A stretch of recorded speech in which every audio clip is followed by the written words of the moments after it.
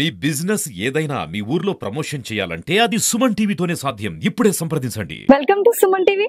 నేను మీ లక్ష్మి. ప్రస్తుతం మనము పోట్లదుర్తి ఎర్రగుండ్లకు వెళ్లేటువంటి మార్గ మధ్యంలో ఉన్నటువంటి శ్రీ సంతోషి మాత దేవస్థానంలో ఉన్నాము. ఇక్కడ దేవస్థానంలో అమ్మవారి యొక్క విగ్రహం ఎలా ఉందో చూడండి. ఆ విగ్రహం చూడగానే మనకి మనసంతా నిజంగా సంతోషం ఏర్పడుతుంది.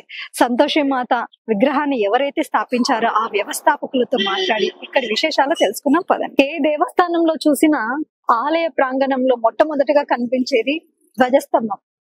అమ్మవారి ఆశీర్వాదాలు ప్రతి ఒక్కరికి కలగాలని చెప్పి మనకి ఆలయ ప్రాంగణంలోని అమ్మవారి పాదుకలు మనకి ముద్రికల రూపంలో చూపించడం జరుగుతుంది. ఆలయ ప్రాంగణంలో మనం ఒకసారి చూసినట్లయితే కాలభైరవ స్వామి మరియు శ్రీ వీరభద్ర స్వామి సమేత చిన్న విగ్రహాలు అనేవి మనకి కనిపిస్తాయి. మనం ఇక్కడ చూస్తే ఆలయ ప్రాంగణం మొదట్లోనే మనకి నాగమ్మ విగ్రహాలు కూడా మనకి కనిపిస్తాయండి. ఇక్కడ నాగుల చవితి కూడా ఎంతో ఘనంగా జరుగుతుందనేసి మనకి వీటి విగ్రహాలను చూస్తేనే మనకి అర్థమవుతుంది. ఇక్కడ మనం చూస్తే ఒక చిన్న శివలింగాన్ని కూడా నిర్మించడం జరిగింది. శివునికి ఆభరణమైనటువంటి నాగరాజుకి ప్రత్యేక స్థానం ఇక్కడ మనము సంతోషమాత దేవస్థానంలో చూస్తున్నాం. ప్రతి ఒక్కరి జీవితంలో మంచి చెడుల మార్పును కొనసాగించేటువంటి నవగ్రహాలు కూడా మనకి ఈ దేవస్థానంలో కనిపిస్తాయి. దేవస్థానం మొదట్లో మనం గమనిస్తే అమ్మవారి పాదుకలు, అమ్మవారికి చూపించబడినటువంటి త్రిశూలము, అమ్మవారి యొక్క వాహనమైనటువంటి సింహరాజు ఇక్కడ మనకి కనిపిస్తారు. ఇదే ఆలయ ప్రాంగణంలో గణపతి దేవుల వారు, సుబ్రహ్మణ్య దేవుల వారు కూడా మనకి కనిపిస్తారండి. త్రిభువన దాత్రి అమ్మలుగన్న అమ్మ మన కనకదుర్గమ్మ వారిని ఒక్కసారి కనులారా వీక్షిస్తే ఆ చందనంతో కూడినటువంటి ముఖార విందము, ఆశీర్వదిస్తున్నటువంటి ఆమె యొక్క చిరుమందహాసంతో కూడినటువంటి ఆ ఆశీర్వచనాలు ప్రతి ఒక్కరి మీద ఉండాలనేసి మెండుగా మనస్ఫూర్తిగా కోరుకుంటున్నాం. ప్రస్తుతం మనం చూస్తున్నాం కదా, సంతోషి మాత యొక్క విగ్రహ ప్రతిష్టత ఎలా జరిగిందో చూసాము. అమ్మవారి యొక్క రూపాన్ని చూడ్డానికి నిజంగా చాలా చాలా సంతోషంగా ఉంది కదండి.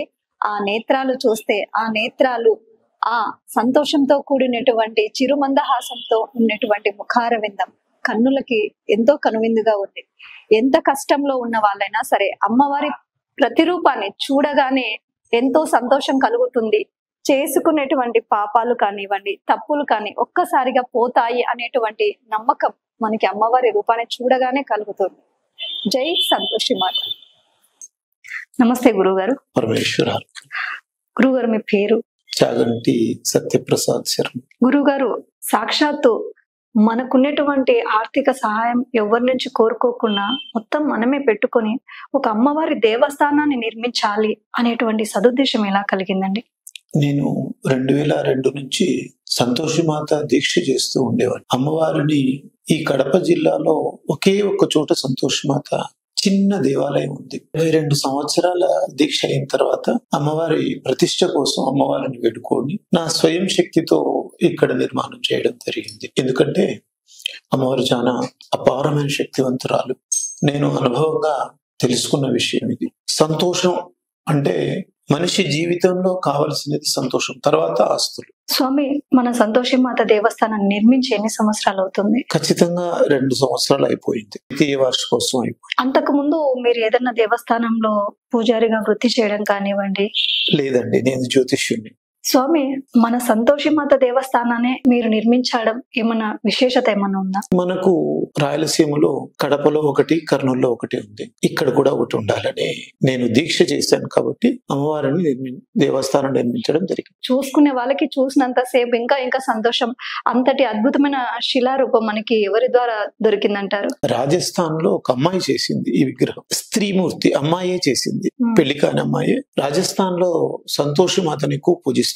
అక్కడి నుంచి మనకి ఇక్కడికి ఎలా తీసుకొని వచ్చారు? అక్కడి నుంచి హైదరాబాద్ కు ట్రాన్స్పోర్ట్ లో తెప్పించి నా శిష్యురాలు ఒక అమ్మాయి అక్కడి నుంచి ఇక్కడికి పంపించి. అమ్మవారి యొక్క విశేషత మన ప్రేక్షకుల కోసం చెప్పరా? సంతోషి మాత విఘ్నేశ్వరుని యొక్క కుమార్తె. సంతోషాన్ని ఇచ్చేది అమ్మవారు. అంటే ఎవరైతే బాధలో ఉన్నారో వాళ్ళ బాధను నివృత్తి చేసి సంతోషాన్ని ఇస్తుంది. మొదటగా చూస్తే అమ్మవారి గర్భగుడి తర్వాత మళ్ళీ మనకి ప్రతి దేవస్థానంలో ఇలా చిన్న దేవస్థానాలు మళ్ళీ లోపల ఉండడం, వీటి గురించి ఏం చెప్తారు స్వామి? ఇది జ్యోతిష్యాలయం. అక్కడ మాతంగి మహామాత మాతంగిని మహామాత అని తమిళనాడులో విశేషమైన క్షేత్రంలో ఉండే అమ్మవారు ఆమె మీరు ఎందుకు వచ్చినారో చెప్తుంది. అంటే దీక్ష చేస్తుంటే మీ యొక్క కర్మకు నివారణ చెప్తుంది అమ్మవారు, మీ బాధకు నివృత్తి చేస్తుంది. ఈ బాధలో ఉన్న వారికి ఈ ఉపశమనం ఇలా చేస్తే ఉపశమనం అవుతుందని చెప్తుంది.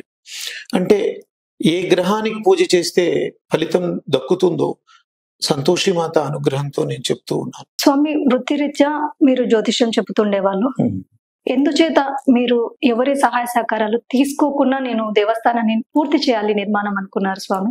చందాలు వసూలు చేసి తిరిగేంత ఓపిక నాకు లేదమ్మా, ఒకటి. రెండవది ఏమంటే జ్యోతిష్యం పరంగా వచ్చిన ధనంతోనే దేవాలయ నిర్మాణము, తర్వాత దేవాలయాన్ని నడిపించాలని అనుకున్నాను. మనం అమ్మవారి మీద భక్తితో చేశాను నిర్మాణం. నాకున్న 1.25 ఎకరాన్ని అమ్మేసి, ఒక పాత ఇల్లు అమ్మేసి దీన్ని నిర్మాణం చేపట్టాను. చాలా మంది ముందుకొచ్చారు డబ్బులు ఇస్తామని, నేను తీసుకోలేదు. చాలా మంది ముందుకొచ్చారు భక్తాదులు, నేను డబ్బు తీసుకోలేదు. మనం శాశ్వతం కాదు.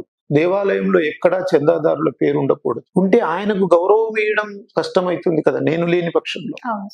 నా చేతికి వాళ్ళు డబ్బులు ఇచ్చి నా తదనంతరం వాళ్ళకు హక్కు కలగాలంటే ఇవ్వకపోతే వాళ్ళకు బాధే. కాబట్టి చందాన్ అనేది తీసుకోలేదు. మరి ఆలయ అభివృద్ధి కోసం ప్రతి ఒక్కటి కావాలిగా స్వామి, అవసరాలు, వాటి కోసం ఏం చేస్తున్నారు? ప్రతి గురువారం జ్యోతిష్యం చెప్తానమ్మా, ప్రతి గురువారం జ్యోతిష్యం చెప్తాను. ఒక 60 మంది నుంచి 70 మంది నుంచి 100 మంది వరకు వస్తారు. ప్రతి అమావాస్య పౌర్ణమి రోజు జ్యోతిష్యం చెప్తాను. దీనివల్ల వచ్చే డబ్బుతోనే దేవాలయం నడుపుతున్నాను. నా తదనంతరం నడపడానికి నా భూమి అమ్మి డబ్బు పెట్టినారు. అది ఒక ఫిక్స్డ్ డిపాజిట్ ఏదో చేసి నేను నా తదనంతరం దేవాలయం కూడా జరగాలి కదా, నా ఆస్తి అమ్మి పెట్టుకున్నాను.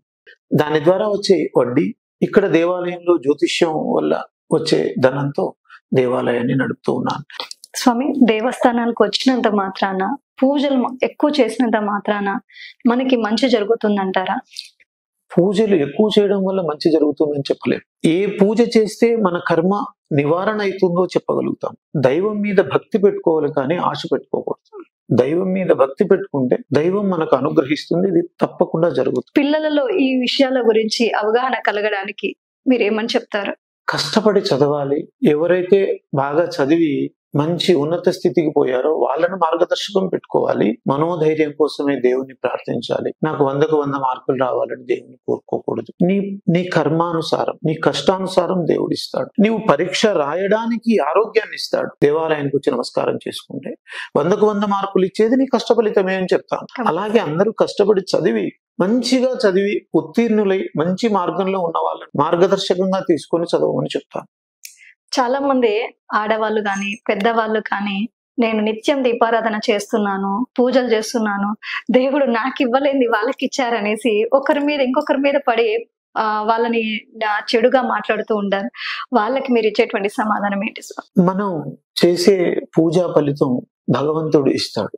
ఎదుటి వాళ్ళు చెడిపోవాలని చేసే పూజ వల్ల మనకు ఇంకా చెడు ఫలితం వస్తుంది. ఎప్పుడైనా కానీ ఎదుటి మనిషి యొక్క చెడును కోరుకుంటే ఏ పూజ తపస్సు కూడా ఫలించదు.